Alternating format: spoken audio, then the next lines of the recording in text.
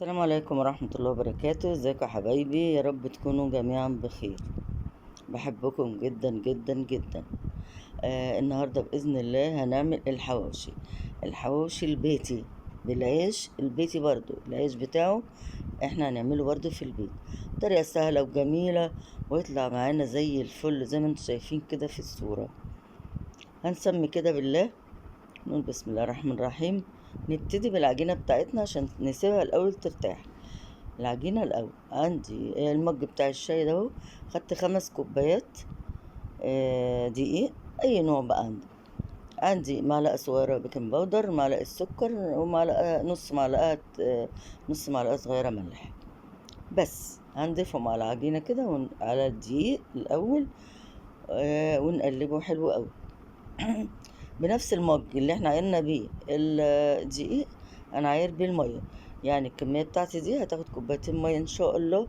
بس طبعا انا مش هحط الكوبايتين مره واحده، عشان زي ما انتوا عارفين كلنا عارفين موضوع الدقيق بيختلف من نوع لنوع. خلاص، يعني هنحط 1.5 كوباية ونخلي نص كوباية كده على جنب، لو الدقيق احتاج هنحط. خلاص، الدقيق بتاعي هيحتاج النص اللي باقي، ضفت النص التاني على الدقيق نص المية، يعني كده خد 2 كوباية مية بالظبط على 5 كوبايات دقيق. خلاص، دي أول مرحلة عملناها. احنا مش هنحط خميرة ولا أي حاجة، احنا مش عايزين عيش يخمر ولا كده. هي نص معلقة بيكنج باودر أو معلقة صغيرة بيكنج باودر، مش أكتر من كده. خلاص، نبتدي بقى شلنا المعلقة، نبتدي نقلب كده بايدينا، نعجن بايدينا. انا عايزة العجينة تبقى ملزقة على خفيف كده. معانا حوالي 2 معلقة زيت كده، هنحطها على العجينة بتاعتنا ونبتدي نعجنها تاني.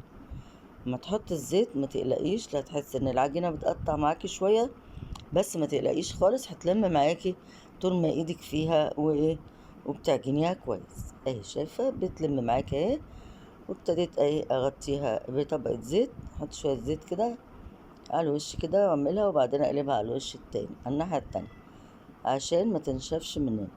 نسيبها نحطها كده على جنب بتاع ساعة الا ربع او ساعة كده ترتاح. هي مش هتخمر، هي هترتاح عشان نقدر نشتغل بيها.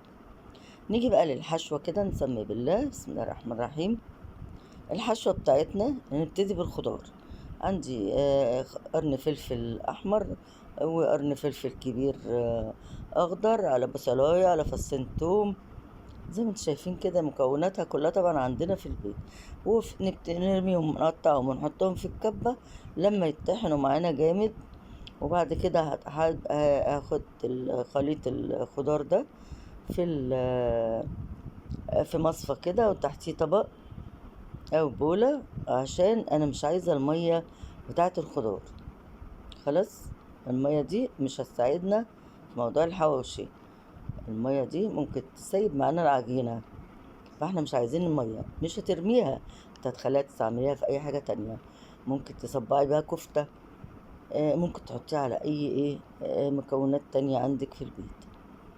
خلاص، هتشيليها كده تحطيها في علبة او في ازازة، حطيها في الفريزر، تخليها تستعمليها في اي مكان في اي وقت. خلاص كده الخضار بتاعنا اتصفى جامد، بقى عبارة عن تفل فقط. شايفين مفيهوش ريحة المية كلها بتاعته نزلت اهي. عندي نص كيلو لحمة، دي تاني حاجة في الحشوة أو الخطوة الأساسية بتاعتنا يعني. نص كيلو لحمة مفرومة، حطيت عليها الخضار بتاعنا أو تفل الخضار، خلي بالك من الحتة دي. الخضار اللي ضربناه في الكبة وحطيناه. عندي التوابل بقى، عندي بابريكا وكمون وكزبرة وملح، وتوم باودر وبصل باودر وسنة فلفل اسود، ما تكترش طبعا الفلفل الاسود. كله معلقة صغيرة، ما عدا طبعا الملح المعلقة كبيرة. خلاص، دي برضو مرحلة مهمة عندنا. هنيجي بقى ناخد معلقتين زيت كده، هنحطهم على الخليط بتاعنا. شفت نص كيلو اللحمة بقى قد ايه؟ ولا حطينا بقى فول صويا ولا حطينا اي حاجة خالص غير الخضار. هي بس مكونات بسيطة جدا، ونحط عليها بطاطاية مسلوقة برضو. يعني كل الحاجات اللي حطيناها مع بعض دي كلها فيها فيتامينات ومغذية. بطاطس برضو نفس الحكاية. هنطحنها كده أو هنهرسها بالشوكة، ونضيفها على الخليط بتاعنا اللحمة والخضار، ونبتدي نقلب الخليط كله مع بعضه. ننزل البطاطس اهو، بسم الله الرحمن الرحيم، ونبتدي نقلب الخضار كله، اللحمة والبطاطس، هي بتستوي واحدة مش أكتر يعني. قلب الخليط حلو قوي قوي كده من بعضه، كله يتداخل في بعضيه. انا بقلب بالمعلقه، يعني ممكن اقلبه بايدي برضو عشان اطمن ان هو كل المكونات كلها دي بقت حاجه واحده. شايفين في التقليب؟ عشان الخضار ما فيهوش ميه، تحس ان ايه، بتقلب معاكي والحاجه مبروله كده في ايدك، ما فيهاش ميه. عندي العجينه بسم الله ما شاء الله ارتاحت اهي، قطعتها على 2 خلاص، وابتدي بقى ايه، اقطعها على كور في حجم البرتقانه الصغير. خلاص، البرتقانه البلدي دي بتبقاش كبيره، بتبقى صغيره. هقطع العجينه ونشوف هتطلع معانا كام كوره. ده اللي هيبقى معانا الرغيف نفسه. خلاص، الكوره قطعت معانا 5.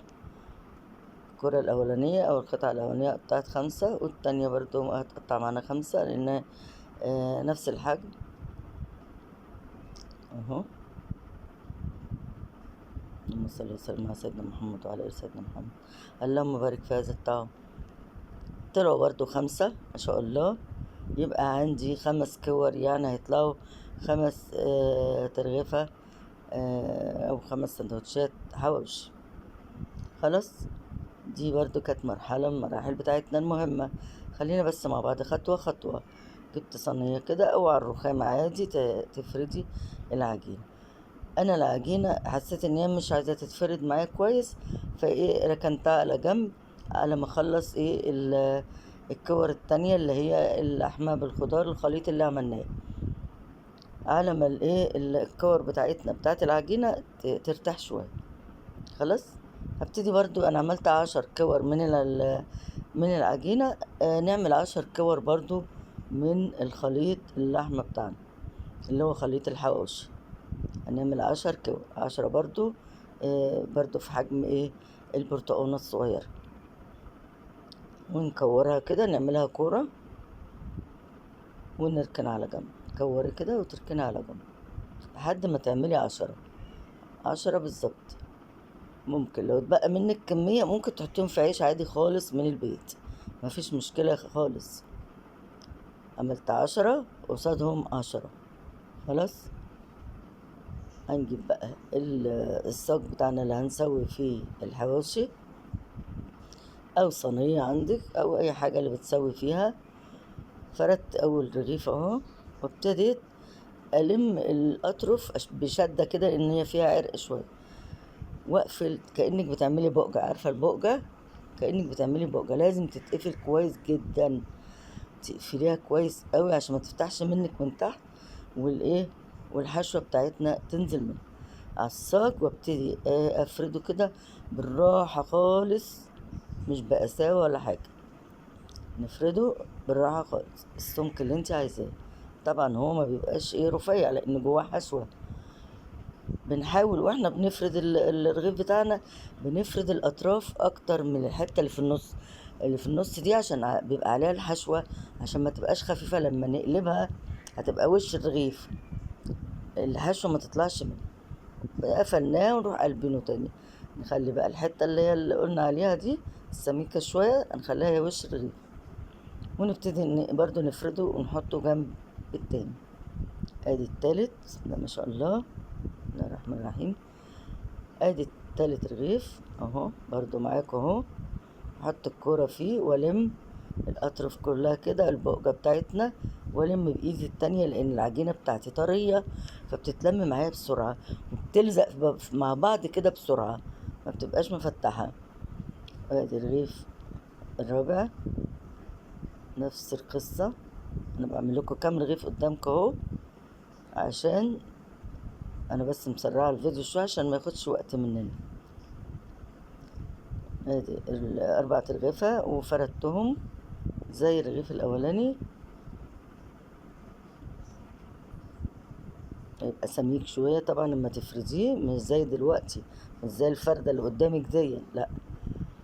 نلم برضو الاطراف ونعمل البقجة بتاعتنا ونلمها ونقفل الاطراف حلوة قوي على بعضيها، بحيث ان هي ما تنزلش ايه الحشوة تنزل منها وتتحرق ولا حاجة مننا. ادي ما شاء الله، اللهم صل وسلم على سيدنا محمد. ادي 5 ترغفة جاهزين اهم، ما بياخدوش وقت خالص. هاتي بس شوكة وتخرمي كده على خفيف عشان الرغيف ما يقبش مننا، احنا مش عايزين عيش، احنا عايزين حواوشي، عشان ما يقبش مننا. تخرمي كده الوش كده، ما تنزليش الشوكة للاخر، هي الوش بتاعه اللي فوق بس، تخرميه كده اخرام ايه عشوائي، وناخده نحطه في الفرن. ومن الفرن ادي المنظر النهائي بتاعه بعد ما استوى.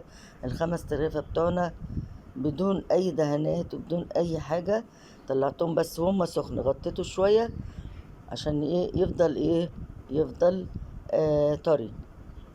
خلاص ادي نوع تاني، عملت رغيفين في صينية تانية، حطيت عليهم حبة البركة عشان برضو يدي طعم حلو، يبقى شكل تاني. وادي الشكل التالت، حطيت سمسم وحبة البركة، حطيت 3 رغيف في الصينية وبرضه سويتهم في الفرن.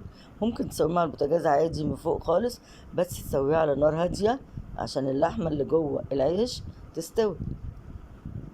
ادي الحواوشي بتاعنا الجميل، واللهم صل وسلم على سيدنا محمد. وعايزين بقى احلى لايك من ايديكم الجميلة، اشتراك في القناة، والسلام عليكم ورحمة الله.